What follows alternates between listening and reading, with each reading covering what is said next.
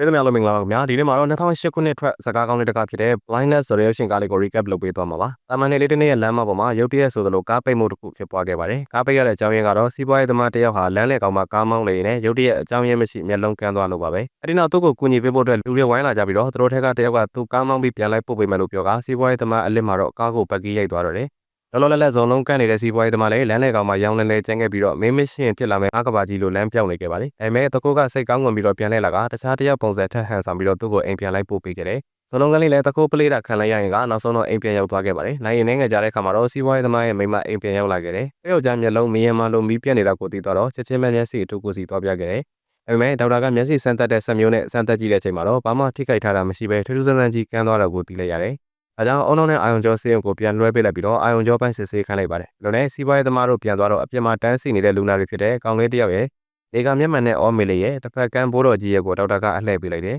။အဲ့ချိန်တစ်ဖက်မှာတော့ပလေးပွိုင်းလေးကားတစ်ခုဟာရဲတွေကိုရှောင်ပတ်မောင်းနေနေရုတ်တရက်သူ့လည်းမျက်လုံးဘာမှမမြင်ရလာတော့တဲ့အတွက်ကားကိုပေးချရလိုက်ရပြီးတော့ရဲတွေကိုအကူအညီတောင်းလိုက်ရတယ်။ရဲတယောက်ကသူ့ကိုအရင်အိမ်ကိုလိုက်ပို့ပေးပေမဲ့ခြေစနီးဟောင်းလေးကတော့သူ့ကိုဘာသာစကားပေါင်းစုံနဲ့ဆဲပြီးတော့အိမ်ကနေနှင်ထုတ်လိုက်ပါတယ်။ခုနကနေကမျက်မှန်နဲ့အော်မေလေးကလည်းဖောက်တဲ့တယောက်နဲ့တိုင်းတွေကျင်းနေရင်ကရုတ်တရက်အမြင်အာယုံတွေဖြူဖွေးပြီးတော့ကန်းသွားပြန်တော့သူလည်းပဲတိုင်းကွက်တွေပြတ်သွားခဲ့ရပါတယ်။ဒီလိုနဲ့နောက်တစ်နေ့မနက်မှာတော့ဒေါက်တာလည်းကန်းလို့နေပါပြီ။ဒေါက်တာကတော့အခြေအနေကိုသုံးသပ်မိတဲ့အတွက်ချက်ချင်းပဲမျက်လုံးကန်းသွားစေနိုင်တဲ့ကူးစက်မှုမျိုးတွေဖြစ်နေပြီလို့ဆေးရုံကိုအကြောင်းကြားထားလိုက်ပါတယ်။အဲ့ဒီချိန်ကောင်လေးဟာလည်းမင်းမရှိတဲ့ကဘာကြီးလိုမှောင်မိုင်းနေပြီဖြစ်ပြီးတော့တစ်ဖက်ကန်းဘိုးတော်ကြီးကလည်းအခုဆိုရင်ဇုံလုံးကန်းအဖြစ်ရာထူးတိုးသွားပြီဖြစ်ပါတယ်။ဒီလိုနဲ့တိတ်မကြခင်မှာတော့မြို့နှံ့မှာရုတ်တရက်ကန်းသွားတဲ့ဇုံလုံးကန်းတွေများလာခဲ့ကအစိုးရကလည်းဒီကိစ္စကိုကင်တွယ်လာရပါတယ်။ဒေါက်တာကလည်း quarantine ဝင်ဖို့လုပ်ခဲ့ပြီးတော့သူ့ရဲ့မိန်းမဖြစ်သူကလည်းယောက်ျားနဲ့မခွဲနိုင်လို့ဆိုပြီးတော့သူမပါမျက်လုံးကန်းကြအောင်ဆောင်ကဒေါက်တာနဲ့အတူလိုက်ဝင်ခဲ့ပါတယ်။အဲ့ဒီနောက်သူတို့ကိုစောင့်ရှောက်ပေးမဲ့ဆရာဝန်ကဘာမှမရှိတဲ့စိတ်ရစဆေးရုံဟောင်းတစ်ခုကိုခေါ်သွားခဲ့တယ်။အဲ့ဒီစင်တာရဲ့အဆောင်တစ်ခုစီမှာတော့အဖေကအဆောင်တွေကိုဆက်သွယ်ဖို့ဖုန်းတစ်လုံးသာပေးထားပြီးတော့အရေးပေါ်ကိစ္စရှိမှသာဆက်သွယ်ရမှာဖြစ်တဲ့ပြင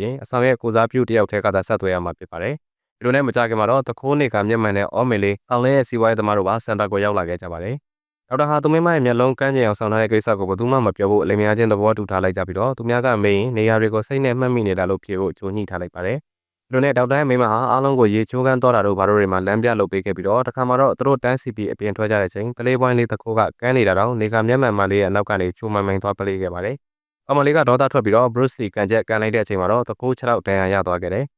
စိတ်ပစ္စည်းတွေလည်းဘာမှရှိမနေတာကြောင့်ဒေါက်တာတော့လည်းတကူကိုအင်ကြီးနဲ့ပဲဒီတိုင်းပတ်တီးစီးပေးထားလိုက်ရတယ်။အင်ညာမှာတော့ဒေါက်တာရဲ့မိမဟာတကူရဲ့6လောက်ကိုဒီတိုင်းထိုင်ရင်ဖြစ်လာနိုင်တဲ့ကူးစက်ရောဂါတွေအကြောင်းရဲ့ဒီမှာလည်းနောက်တစ်နေ့မနေ့အိယာလို့ရင်တခြားသူတွေလိုမျက်လုံးကန်းနေမလားဆိုတဲ့အကြောင်းရဲ့ကိုတွေးပူပြီးတော့အိမ်မရဖြစ်နေကြတယ်။နောက်ပြီးတော့သူ့ဘာသူလောင်နေတဲ့ကြားတဲ့သူ့ယောက်ျားဒေါက်တာကကန်းနဲ့ရေနံတူးဖို့လာလုပ်နေလို့အိယာတဲ့ကနေထထွက်သွားခဲ့ပါတယ်။နောက်တစ်နေ့မှာတော့စင်တာကိုလူတွေထက်ရောက်လာပြီးတော့စီးပွားရေးသမားရဲ့မိမပါလာခဲ့ပေမဲ့ကောင်လေးရဲ့အမေကတော့ပါမလာသေးပါဘူး။ဒေါက်တာဟာတခုရဲ့6လောက်အတွက်အဆောင်တွေကိုအကူအညီတောင်းခဲ့ပေမဲ့အဆောင်တွေကမကူညီတဲ့ပြင်သူတို့ပါမျက်လုံးကန်းတာကူးကုန်မှာဆိုလို့ဆိုပြီးတော့ဒေါက်တာတို့ကိုတနက်နဲ့ချိန်ပြီးအခန်းထဲပြန်ဝင်ခိုင်းခဲ့ပါတယ်။သူတို့တစ်ခါတလေလာပို့တဲ့ထမင်းကလည်းထောင်ထမင်းလိုဆုပ်ပြတ်တက်နေတဲ့ပြင်ဖုန်းနဲ့အစားအသောက်တွေဆေးဝါးတွေတောင်းတဲ့အခါမှာလည်းတစ်ခါမှပြန်မဖြေခဲ့ပါဘူး။ဒီလိုနဲ့ရက်တွေကြာလာနေများကူးစက်သူတွေပိုရောက်လာခဲ့ပြီးတော့ဒေါက်တာရဲ့မိမဟာလည်းအားလုံးအတွက်အဆဆရရလိုက်လုပ်ပေးနေတဲ့သူဖြစ်လာခဲ့ကဒေါက်တာကလည်းအဆောင်တစ်ရဲ့ကိုစားပြုတယောက်ဖြစ်လာခဲ့တယ်။ဒါပေမဲ့အဆောင်ကြီးဟာတကယ်ကိုဆုပ်ပြတ်တက်နေခဲ့ပါတယ်။လူတွေဟာဘာမှမမြင်ကြရတဲ့အတွက်တန်ရှင်းမှုဆိုတာကိုလည်းကြိုးမဆိုင်နိုင်တော့တဲ့အပြင်အဝတ်မပါဘဲနဲ့လည်းရှောက်သွားနေခဲ့ကြပါတယ်။စီးပွားရေးသမားကတော့သူမိမနဲ့ရှေးဟောင်းနှောင်းပြလေးတွေပြောရင်းနဲ့စိတ်သက်သာရကြပေမဲ့သူမိမကတော့နားမထောင်ကျင်လောက်အောင်ကိုဒီပွားကြီးကိုစိတ်ညစ်နေခဲ့ပါတယ်။အဲမှာတော့ဇွန်လုံးကန်းဘိုးတော်ကြီးအိမ်သားထဲမှာရေဒီယိုကတ်တိုးလေးနားထောင်နေတာကိုဒေါက်တာမိမတွေ့သွားခဲ့ပါတယ်။ပြန်မှာပါရဖြစ်ပြနေလဲဆိုတာကိုအားလုံးလည်းသိကျင်နေကြတဲ့ကြောင့်သူမကဘဲကြီးကိုသူနားထောင်ထားတာတွေအားလုံးရဲ့ရှေ့မှာပြန်ပြောပြခိုင်းခဲ့တယ်။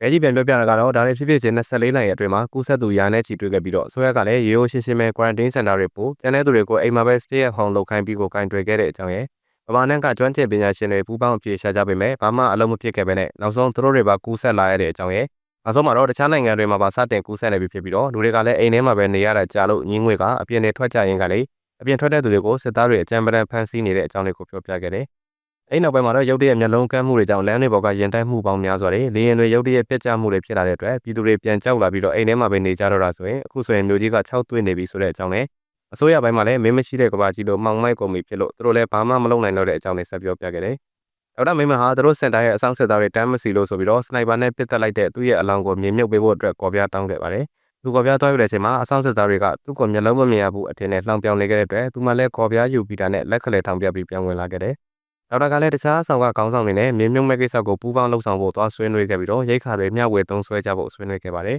အဲ့လိုဒေါက်တာဆွေးနွေးကအစောတုန်းကဘားဝင်လန်ကောင်ကသူ့ကိုယ်သူအဆောင်3ရဲ့ခေါင်းဆောင်လို့ပြောပြီးတော့လက်မခံခဲ့ပါဘူးတစ်ခါမှအခြေအနေတော်တော်ဆိုးနေပြီဖြစ်တဲ့တခိုးကိုဒေါက်တာမိမကတစ်ချက်သွားကြည့်တဲ့အချိန်မှာပဲတခိုးကသူမမျက်လုံးကန်းကြည့်အောင်ဆောင်ထားတာသိရနော်လို့ချင်းချောက်လိုက်ပါတယ်အဲ့တော့မှတော့တခိုးကဒီလိုဝေဒနာကြီးမခံစားကျင်တော့တာကြောင့်အပြင်ကိုထွက်ပြီးတော့အဆောင်စစ်သားတွေပြစ်သက်တော်ဖို့ခံကတက်တည်ခဲ့ပါတယ်အချိန်တချို့ကြာပြီးတော့နောက်မှာတော့ဘားဝင်လန်ကောင်ဟာမွေးကလေးကမျက်လုံးကန်းပြီးတော့ဗမာဘာရှိတယ်ဆိုတာကျွမ်းနေတဲ့သူ့ရဲ့အဆောင်3ကစရင်ကိုင်ရဲ့ဖိုးကြီးရဲ့အကူအညီနဲ့စင်တာထင်းညုတ်ကွန်ကိုသွားခဲ့ပါတယ်အဲ့နောက်သူ့အနေနဲ့အခုကစားလို့စင်တာတစ်ခုလုံးကိုဦးစီးမယ်လို့မိုက်ခရိုဖုန်းနဲ့ကြေညာလိုက်ကပထမဆုံးစီးကန်းအနေနဲ့လူတိုင်းရိတ်ခါလိုချင်ရင်အလက်ကားမရပဲတစ်ခုခုပြန်ပေးရမယ်လို့ကြေညာလိုက်တယ်။အဲ့ဒီကြေညာချက်ကြောင့်ရိတ်ခါလှောင်တဲ့နေရာနာမှာရုံးဝင်းဆန်ခတ်တွေဖြစ်လာခဲ့ပါတယ်။ဒါပေမဲ့ဘားဝင်တဲ့ကောင်ကသူဖော်ထားတဲ့တနက်နဲ့ချင်းချောက်လိုက်ပြီးတော့ဒီနေ့ကစားလို့နေတိုင်းသူတို့ရိတ်ခါရုံကိုထိန်းချုပ်မဲ့ကြောင်းနဲ့လာခိုးတဲ့သူမှန်သမျှကိုတပ်ပစ်မယ်လို့ချင်းချောက်ခဲ့ပါတယ်။အဲ့ဒီနောက်မတက်တာတဲ့အစုံရိတ်ခါတွေနဲ့လဲဖို့ဒေါက်တာမိမဟာလူတွေစီကနေရသမျှလိုက်ကောက်ခဲ့ရပါတယ်။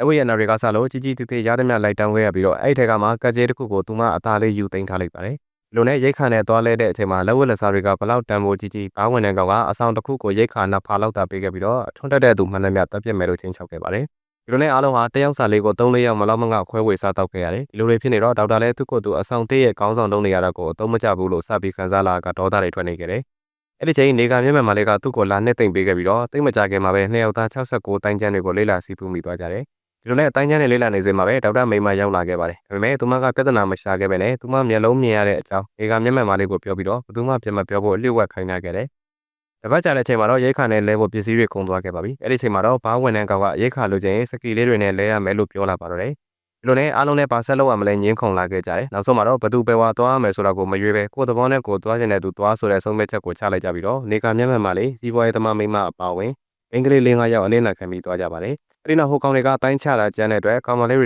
ကတယောက်ရှော့သွားခဲ့တယ်။လူနဲ့မနှက်ရောက်တဲ့အခါမှာတော့ဒေါက်တာမိမကသွားတဲ့မိန်းကလေးတွေကကောင်မလေးရဲ့အလောင်းကိုပြန်တည်လာရတဲ့အတွက်ရိတ်ခါတွေကိုတယောက်သွားယူတော့ဖို့ပြောခဲ့ပါတယ်။အဲ့နောက်မှာတော့ရှော့သွားတဲ့ကောင်မလေးရဲ့အလောင်းကိုတန်ရှင်းလုပ်ပေးလိုက်ကြပြီးတော့ဝိုင်းတဲ့စကားပြောပေးခဲ့ကြတယ်။ဒေါက်တာမိမဟာဒီလိုလက်ဝက်ကြီးအုပ်ပြီးရုံမှနေမှုကိုသိမခံနိုင်တော့တဲ့အစုံနောက်ဆုံးမှာတော့ဘားဝင်တန်းကောင်ရင်းနှန်းတူးနေတဲ့ချိန်နောက်ကနေသွားပြီးတော့သူဖွက်ထားတဲ့ကကြီးနဲ့ထိုးတက်လိုက်ပါတော့တယ်။အဲ့ဒီနောက်စင်းကိုင်ဘိုးတော်ကြီးကတနက်ထုတ်လိုက်ပေမဲ့မပြစ်ခဲ့ပါဘူး။ဒီလိုနဲ့ဒေါက်တာမိမဟာသူ့အဆောင်ကိုပြန်တဲ့လက်မှာရိတ်ခါတွေကိုလက်ဝက်ကြီးအုပ်ထားတာဖဲဖို့နဲ့ဦးကစားပြီးသူမတို့သာဦးစီးမယ်ဆိုတဲ့အကြောင်းအော်ပြောနေခဲ့ကမဟုတ်လို့ကတော့အရှင်တို့တွေထက်သေးစေရမယ်ဆိုပြီးတော့ကျင်းကပြန်သွားခဲ့ပါတယ်။ဖြစ်ပျက်သွားတဲ့ကြောင့်ဒေါက်တာဟာတိုက်ခတ်မှုတွေဖြစ်လာမှာကိုစိုးရိမ်နေခဲ့ပါတယ်။သူထင်တဲ့အတိုင်းမှာပဲအဆောင်3ဟာရိတ်ခါတွေကိုလက်လွတ်မပေးဘဲနဲ့လက်ဝက်ကြီးအုပ်ထားမြဲအုပ်ထားခဲ့ပါတယ်။အဲဒါကြောင့်လိုအပ်ရင်တိုက်ခိုက်ဖို့လူစုခဲ့ကြပါတယ်။ဒါပေမဲ့သူတို့ဘာမှမလုပ်ရသေးခင်မှာပဲသူတို့ထက်ကမိန်းကလေးတယောက်ကလက်စားအရင်ချေချင်နေတာနဲ့ဘယ်သူမှမသိအောင်အဆောင်3နဲ့ခိုးဝင်ပြီးတော့သူဖွက်ထားတဲ့မီးကျင်းနဲ့အဆောင်3ကိုမီးရှို့လိုက်ပါတော့တယ်။ဒီလိုနဲ့မီးကပြပြပြန့်လာတဲ့အချိန်မှာတော့ဒေါက်တာမိမကလူတွေကိုအပြင်ကိုခေါ်ထုတ်လာခဲ့တယ်။ဒါပေမဲ့ထူးဆန်းစွာပဲအဆောင်စစ်သားတွေတယောက်မှရှိမနေတဲ့အတွက်ဘယ်သူမှအပြစ်မခံရပါဘူး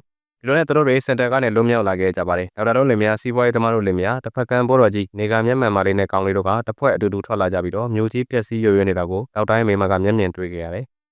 လူကြီးရဲ့အနေချင်းသာကြံခဲ့ကြပြီးတော့အဲ့လူတွေကလည်းအသက်ရှင်ပုံမနေရုန်းကန်စူးစမ်းနေကြရပါတယ်။လူတယောက်ဖြစ်သွားလို့အဲ့လူစီမှာအစားအစာပါတယ်လို့ထင်ရင်ဝိုင်းပြီးလူရက်တဲ့အထိကိုအခြေအနေတွေကဆိုးရနေပါပြီ။လမ်းမပေါ်မှာတချို့တရိတ်ဆန်တွေကလည်းအလောင်းကောင်တွေကိုစားတောက်နေကြတဲ့အထိပါပဲ။အဲ့ဒီနောက်ကျန်တဲ့သူတွေကိုဘာတစ်ခုမှခဏထားခဲ့ပြီးတော့ဒေါက်တာကဝက်ဖို့အဝယ်စားတွေလိုက်ရှာနေတဲ့ချိန်ဒေါက်တာရဲ့မိမကကုန်းတိုင်းတစ်ခုထဲမှာအစားအစာသွားရှာခဲ့ပါတယ်။ဒါပေမဲ့အားလုံးကအလူရဲ့ယူသွားခဲ့ကြပြီမို့လို့ဆင်းနေပေါ်မှာဘာမှတော့မကျန်တော့ပါဘူး။ဒါပေမဲ့ဒေါက်တာမိမကမျက်လုံးမြင်ရတဲ့ကြောင့်ကိုတောင်ရှိတဲ့နေရာကိုရှာပြီးတော့အစားအသောက်တွေရလာခဲ့တယ်။ဒီလိုနဲ့သူအဲ့ဒီကနေပြန်ထွက်တဲ့အချိန်မှာတော့သူအဲ့အတန်ကိုလူတွေကြားပြီးတော့သူ့စီကိုအုံလာကဝိုင်းလူပါတော့တယ်။ဒါပေမဲ့ဒေါက်တာလာခဲ့လို့အဲ့ဒီကနေလွတ်လာခဲ့တယ်။အဲ့နောက်ဒေါက်တာကလမ်းမှာကြားခဲ့တဲ့ဝက်စားတွေသွားပြန်ခောက်ပါတယ်။ဒေါက်တာထွက်တော့ကိုလေးတစ်ကောင်ကဒေါက်တာမိမနာလာပြီးတော့ပုတိပုတ်တက်နဲ့လာနေရင်ကဒေါက်တာမိမနဲ့ခင်သွားခဲ့တယ်။အဲ့ဒီနောက်မိုးကရုတ်တရက်ရွာချလာတာကြောင့်ကိုလေးနဲ့တူဖះเจ้าနဲ့မှဒေါက်တာပြန်လာကိုသွားဆောင်နေခဲ့တယ်။ဖះเจ้าနဲ့မှတော့လူတွေပြည့်ကျက်နေပြီးတော့ရုပ်ထုတွေအကုန်လုံးကိုလည်းမျက်လုံးတွေစီးထားတဲ့ပြင်ဘုံတော်ကြီးတွေကလည်းတရားဟောတာကိုရက်ပစ်ခဲ့ပါတယ်။ဒီမှာတော့လူတွေဟာရေမရတာအရန်ကိုကြာပြီမို့လို့မိုးရေထဲမှာသူတို့ရဲ့ခန္ဓာကိုယ်ကိုဆေးကြောပြီးတော့ရေတွေလည်းခံထားကြတယ်။ဒီလိုနဲ့ဒေါက်တာပြန်လာတဲ့ခါမှာတော့ကိုလေးနဲ့သူတို့လင်မယားကျန်တဲ့လူတွေစီပြန်ကြပြီးတော့အားလုံးယူလာတဲ့အစားအသောက်တွေကိုစားလိုက်ကြကအဲ့ဒီမှာပဲတညအိတ်လိုက်ပါတယ်။နောက်တစ်နေ့မနေ့မှာတော့ဒေါက်တာတို့လင်မယားဟာသူတို့အိမ်ကိုအားလုံးကိုခေါ်သွားခဲ့တယ်။အဲ့ဒီချိန်ကစလို့သူတို့ဟာအတူတကွနေထိုင်ခဲ့ကြပြီးတော့အစားအသောက်ရှာတဲ့အခါမှာအတူတူထွက်ရှာကြပါတယ်။မိုးရတဲ့အခါဆိုရင်လည်းရေတွေခံထားပြီးတော့ရေချိုးကြပါတယ်။ဒီလိုနဲ့သူတို့ဟာမိသားစုလိုဖြစ်လာခဲ့ပြီးတော့တစ်ဖက်ကန်းဘိုးတော်ကြီးဟာသူတို့ဒီလိုအမြဲတမ်းအတူတူနေခြင်းကြောင့်ပြောလာခဲ့တယ်။အားလုံးဟာလည်းဒီဘဝကြီးကိုအသားကျအောင်နေတက်လာခဲ့ပါတယ်။ဒါပြင်ဒေါက်တာမိမကလည်းစိုးရင်ပူပန်မှုတွေမရှိတော့တဲ့အတွက်သူ့ယောက်ျားနဲ့ကရင်ဘော်ရှက်ပြေးတိုင်းနေပါတယ်ပြန်ချလာခဲ့တယ်။ဒီလိုနဲ့တပတ်ဆိုတဲ့ချိန်ကာလကြာပြီးနောက်မှာတော့အားလုံးမနှက်စာပြနေကြတဲ့ချိန်သူတို့ထဲမှာပထမဆုံးစကန်းတဲ့အစည်းအဝေးသမားဟာအမြင်အာရုံပြန်ရလာခဲ့ပါတယ်။အားလုံးလည်းအဲ့ဒါကိုတီးတော့ဝမ်းသာသွားခဲ့ကြပြီးတော့သူတို့မျက်လုံးကန်းသွားတာဟာတသက်လုံးအတွက်မဟုတ်ဘူးဆိုတော့ကိုနားလဲသွားခဲ့တယ်။အဲ့နောက်မှာတော့တနေ့သူတို့လည်းပြန်ကောင်းလာတော့မယ်ဆိုတဲ့မျှော်လင့်ချက်ရောင်ဒီလေးရလာခဲ့ရင်ဇလန်လေးကိုအဆုံးသတ်ထားပါတယ်ခင်ဗျာ။အစိုးရနားဆက်ပြမှုတွေပြည်သူများအားလုံးကိုကျေးဇူးထူးပဲတင်ရှိပါတယ်။